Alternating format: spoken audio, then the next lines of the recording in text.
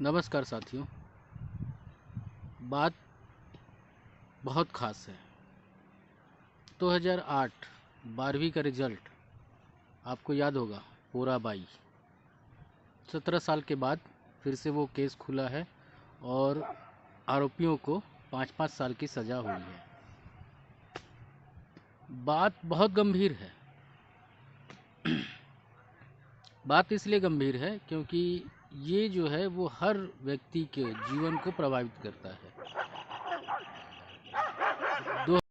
जब पूराबाई कांड 12वीं का रिजल्ट आने के बाद उजागर हुआ था कि उस लड़की का पेपर किसी और ने लिख दिया था, जिसमें प्रिंसिपल सेंटर का अध्यक्ष टीचर शामिल थे और जिसको कोर्ट के द्वारा 17 साल के बाद 5-5 साल की सज़ा हुई है। सज़ा इसलिए हुई है क्योंकि नकल करवाया गया था और वो टॉपर छत्तीसगढ़ में 2008 की टॉपर थी। बात यहीं ख़त्म नहीं होती है, बात यहाँ से प्रारंभ होती है। नमस्कार, मैं प्रदीप शर्मा नए एपिसोड के साथ, या यूँ कहें कि एक नए जागरूकता के साथ आप सभी के सामने हूँ। पूराबाई 2008 की घटना, 12वीं का रिजल्ट, ये लड़की टॉपर आई थी छत्तीसगढ़ में। सभी ने पीठ थपथपाया था क्योंकि टॉपर होना बहुत बड़ी बात होती है और टॉपर होने के बाद अगर पता चले कि वो नकल से टॉप की है तो वो और भी बड़ी बात हो जाती है।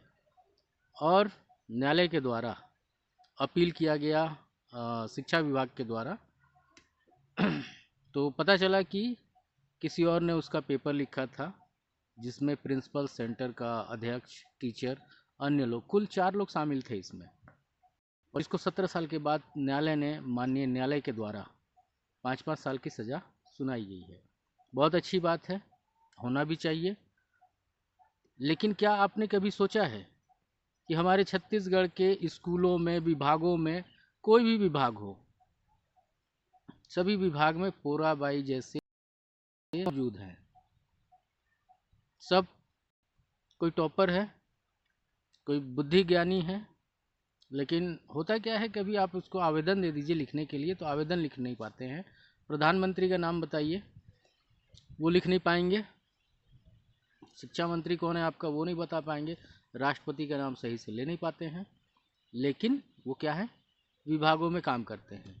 मेरे कहने का मतलब ये है कि योग्य व्यक्ति, जिसके पास योग्यता है, वो कहाँ है, रोड पर बेरोजगारी के जीवन जी रहा है। और जिसके पास फर्जी डॉक्यूमेंट है, फर्जी हर चीज़ उसका फर्जी है, जाति, निवास, आय, मार्कशीट, सारे चीज़ अगर फर्जी हैं तो भी वो क्या कर रहा है, नौकरी कर रहा है योग्य व्यक्ति के स्थान पर। इसलिए पूराबाई जैसे घटनाओं से हर व्यक्ति को, हर शासन को सबक लेना चाहिए और जो योग्य व्यक्ति रोडों पर घूम रहे हैं उनकी इज्जत हो, उनको महत्व दिया जाए, और जो नकल करते हैं या जिनके पास गलत मार्कशीट है उनको विभागों से निकालकर योग्य व्यक्तियों को वहाँ पर बैठाया जाए। बस यही एक संदेश है युवाओं के लिए। अपनी योग्यता साबित करें और नौकरी करें। जो फर्जी डॉक्यूमेंट से नौकरी कर रहे हैं उनको बाहर निकालने में आप ही एक आइकॉन बने हैं और आइकॉन बने। चलिए, धन्यवाद। नेक्स्ट या सेगमेंट में आपसे फिर मुलाकात होगी। जय हिंद, जय भारत, जय छत्तीसगढ़।